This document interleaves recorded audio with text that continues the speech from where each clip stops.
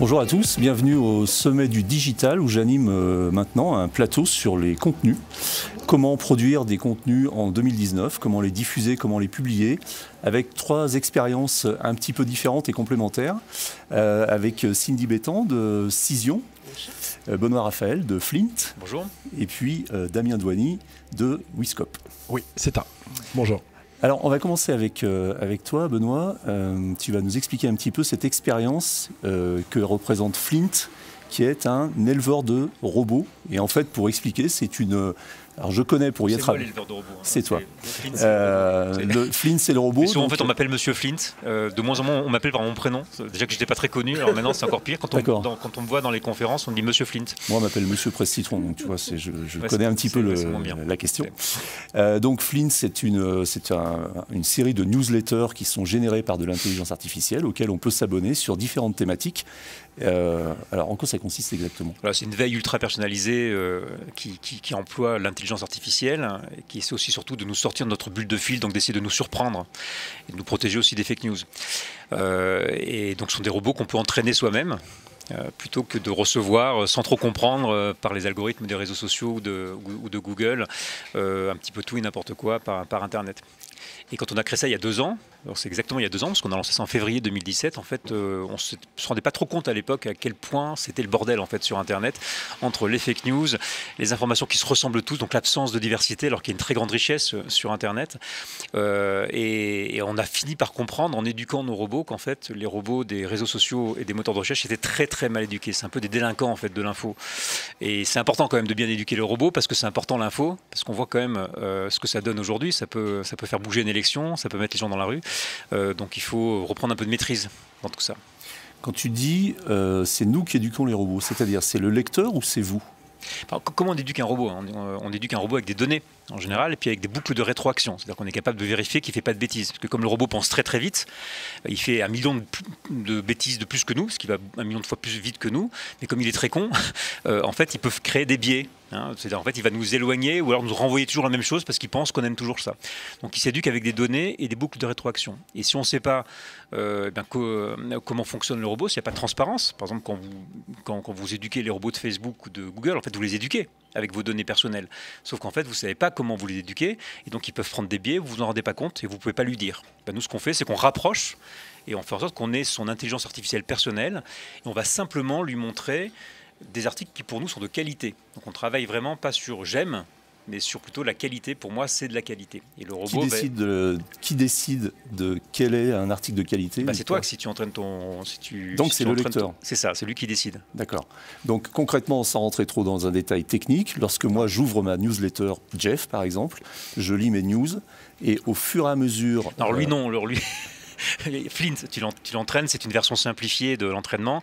Et Jeff, ce sont des robots qui ont été pré-entraînés par des experts et on bénéficie simplement de l'entraînement qui a été donné par des experts. Donc il n'évolue pas. Voilà. Après, si tu veux entraîner un robot plus expert, du coup, là, il y a un abonnement payant, on appelle ça l'école des robots. Tu prends, on a plus de 300 personnes maintenant et une vingtaine d'entreprises qui sont abonnées payantes donc à l'école des robots et qui peuvent là, du coup, entraîner des robots sur des thèmes aussi spécialisés que le gaz et le pétrole en Asie ou le bitcoin ou la nourriture bio. Alors on parlait d'un exemple qui a été donné par le fondateur de Siri, je crois, qui dit effectivement les robots ou les intelligences artificielles ne sont pas aussi intelligentes que ça, puisqu'il faut à un robot 200 000 images pour identifier un chat, alors qu'un enfant de 5 ans, après 2 images, reconnaît un chat. Où se situe la différence et qu'est-ce qui constitue la différence entre l'intelligence artificielle et l'intelligence humaine à partir de ça, justement? On ne sait pas ce qui se passe, quel est le processus et quelle est la mécanique qui se met en place dans la tête du gamin pour faire en sorte qu'après 2 chats, il reconnaît le 3e. Par contre, le robot, il est beaucoup plus puissant, c'est-à-dire qu'il est capable de traiter beaucoup plus de données, qu'il est capable de le faire un être humain en peu de temps. Donc c'est qu'une question en fait de puissance. Donc ils sont très cons, mais ils vont très vite. Mais c'est pour ça que c'est dangereux, parce qu'en fait, comme ils vont très vite, ils vont plus vite que nous. Si on les contrôle pas, et toute la question, c'est comment les entraîner, parce qu'ils ne s'entraînent qu'avec des données. Nous, nos robots, ils sont très bêtes, ils s'entraînent qu'avec des liens vers des articles qu'on leur donne. Il n'y a que ça. On leur dit rien d'autre. Et la plupart des robots sont des données. Donc si les données sont biaisées, ça ne marche pas. Est-ce qu'on doit en déduire que l'intelligence artificielle est con? Oui, puis surtout, il faut aussi des humains intelligents et qui les éduquent. Et donc, il faut aussi remettre de l'intelligence dans l'humain pour pouvoir rendre les robots qui sont un peu que les miroirs de nous-mêmes, en fait, quelque part. Et il y a des cas quand même aussi, notamment en médecine, dans le cas d'identification de tumeurs cancéreuses notamment, où l'intelligence artificielle semble plus performante que l'intelligence humaine. Oui, alors c'est mon domaine. Moi, je suis plus dans le domaine de robots sur l'information. Déjà, je m'occupe d'eux. Je n'aurai pas grand-chose à dire là-dessus. Simplement évidemment, comme il y a énormément de données qui interviennent et des données qui sont souvent incomplètes, le robot a un pourcentage supérieur de réussite dans son diagnostic. Ça veut dire qu'il connaît la vérité. Il comprend absolument rien à ce qu'il fait.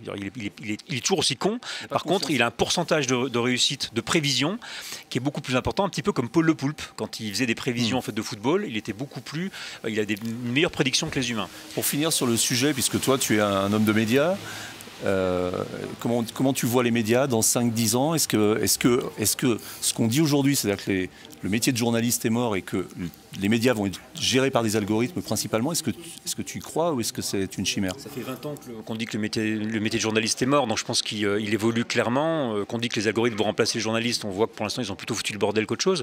Donc je pense qu'il faut retravailler tout ça, c'est plutôt utiliser les algorithmes comme de vrais outils pour les journalistes. Et surtout, en fait, le vrai problème des journalistes aujourd'hui, c'est la confiance. On est en dessous de l'Église catholique en France en termes de confiance, les médias, et en dessous des banques. Donc je ne sais pas qu'il faut donc je sais pas ce qu'il faut en tirer, mais c'est quand même un peu inquiétant. Donc ça veut dire qu'il faut, un petit peu comme dans la bouffe, recréer la confiance. Donc moi je pense qu'il faut recréer des circuits courts de l'information, des circuits courts du journalisme. On est beaucoup plus parmi les gens, beaucoup plus transparent, beaucoup plus proche, même physiquement en fait, de son audience. Local. En partie de journalisme local, mais je dirais un journalisme de proximité, mais presque physique, et aussi dans la façon d'échanger avec son audience, et surtout d'être le plus transparent possible, quitte à parfois ne faire que du direct avec un regard à la première personne. Quitte à passer par là au début, parce qu'il faut aussi faire un journalisme de résilience, accepter que même si je fais un contenu de qualité, s'il n'y a pas la confiance en face, eh ben ça ne sert à rien.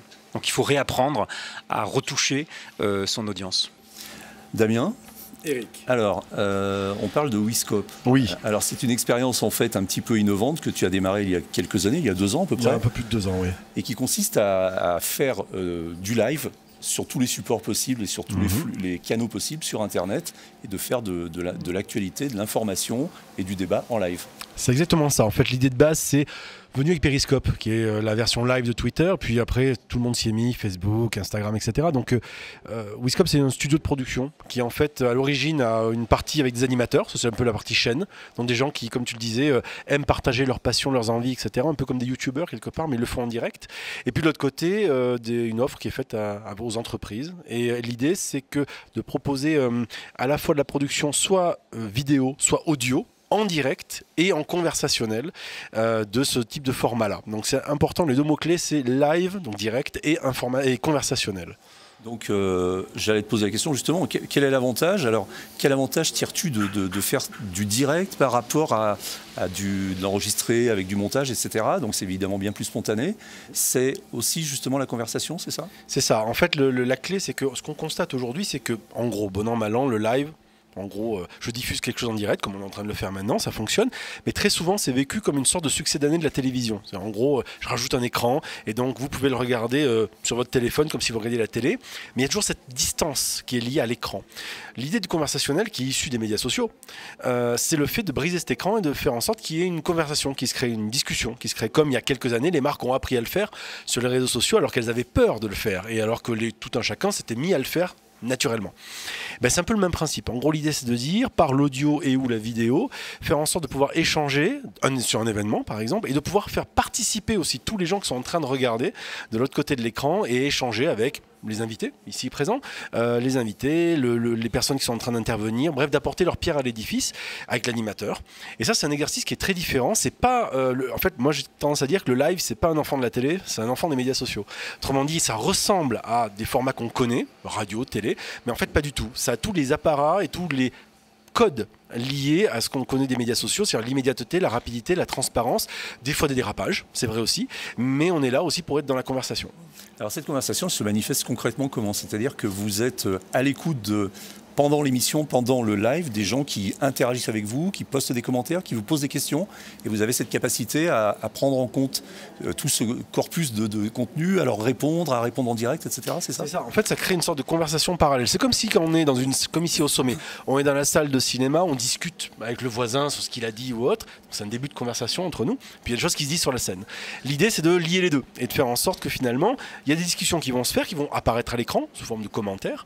Il y a un community manager qui va récupérer ces éléments, qui va éventuellement dialoguer avec les personnes déjà, et puis qui va être capable de faire remonter ces éléments à l'animateur, qui à tout moment va être capable de sortir des rails et de poser la question à l'invité, plutôt que d'attendre la fin en disant bon, il nous reste 5 minutes, alors on va prendre 2-3 questions. On est dans une conversation continue entre les questions qui sont prévues, les rails, et ce qui n'est pas prévu, le fait de dérailler un tout petit peu pour ensuite revenir sur le chemin. Est-ce que cette conversation, cette participation démarre en amont des émissions ? Est-ce que vous questionnez votre communauté sur quel sujet on va traiter, qu'est-ce que vous avez comme question, etc. Alors complètement, on peut faire ça. On peut faire en amont, si une communauté est constituée, faire en sorte de les questionner sur le sujet suivant, sur la prochaine émission, s'il y a déjà des prises de questions, de prises de pouls, prise de température, qui va permettre ensuite de nourrir le débat pendant l'émission. Alors, tout ça, c'est intéressant parce que finalement, on utilise toute la puissance de diffusion des médias sociaux pour créer cette conversation. Ça permet, comme tu le disais, Benoît, l'aspect, proximité. Parce que finalement, un des premiers usages qu'il y a eu en France du live, qui a explosé, c'est Nuit debout.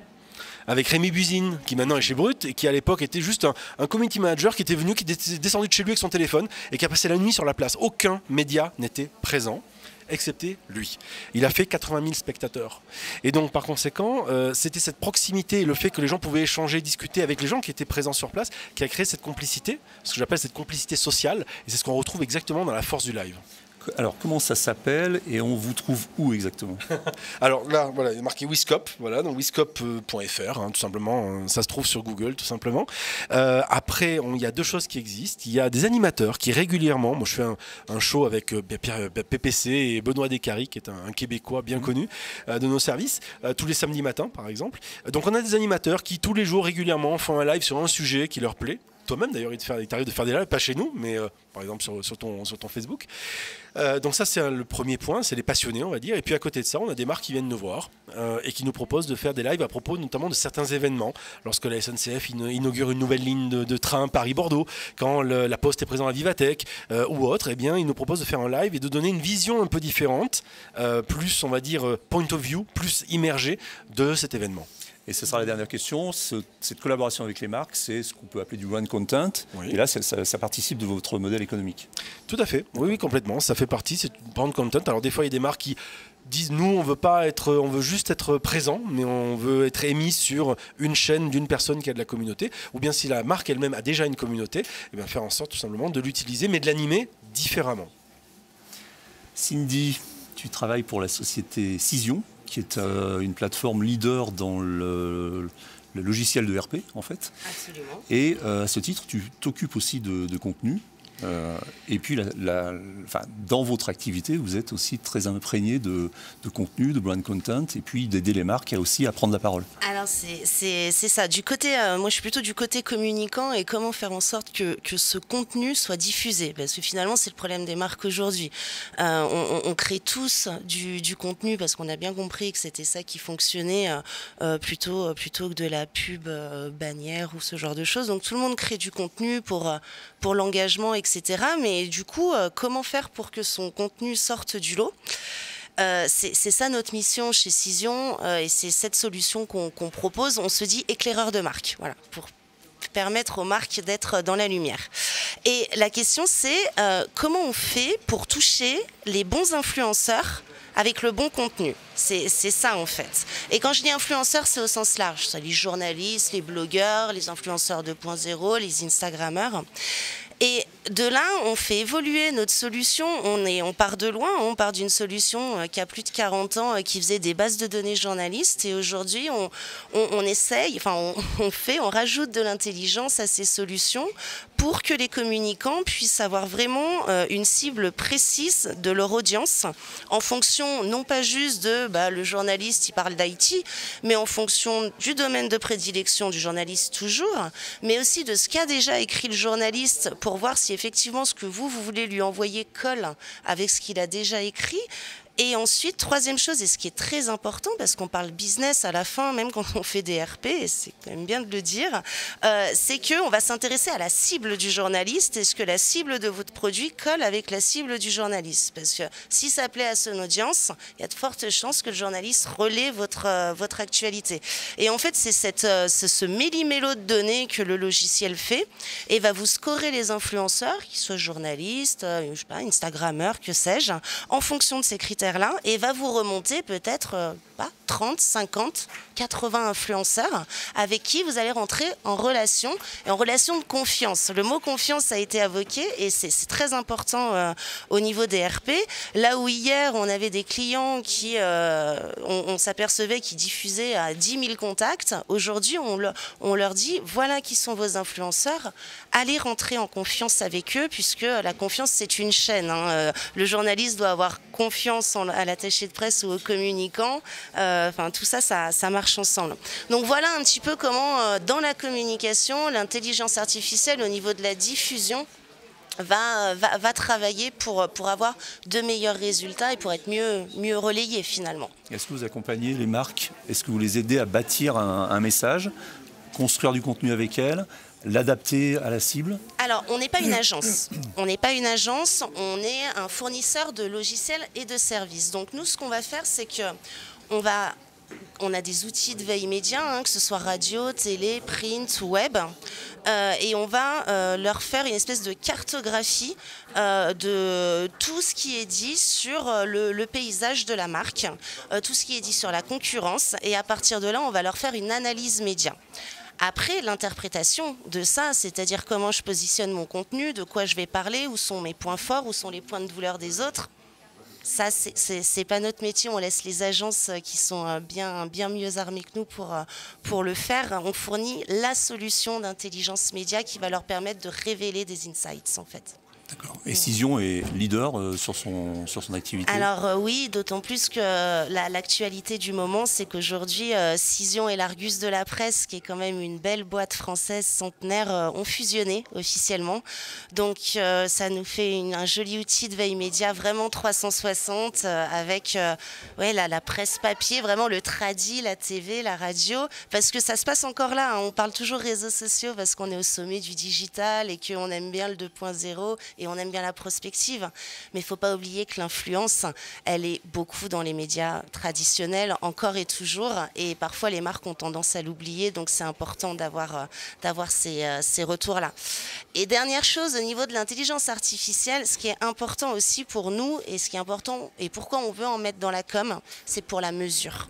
On pense qu'il est important aujourd'hui que les communicants apprennent à mesurer leurs actions, parce que c'est ce qui va leur permettre d'être mis en valeur. Et aujourd'hui, honnêtement, quand on regarde le travail des communicants, ils n'arrivent pas nécessairement à donner des vrais KPI crédibles de business, et ce qui fait que parfois ils perdent un peu de crédibilité auprès de la direction, au profit du marketing, au profit d'autres corps de métier, et c'est bien dommage parce que la com aujourd'hui dans un monde de com, et on sait que ça marche, on sait qu'il y a un vrai retour sur investissement, donc il s'agirait de le prouver, et les datas, ça aide beaucoup. Très bien. Voilà. Merci à tous les trois. On est arrivé au terme de ce plateau sur les sommets du digital. Merci de nous avoir apporté votre éclairage et votre expérience sur les contenus en 2019. Il y a certainement plein d'autres expériences encore à mener. On n'en est qu'au début et tout ça est passionnant. Merci à tous. À bientôt. Au revoir. Merci à toi.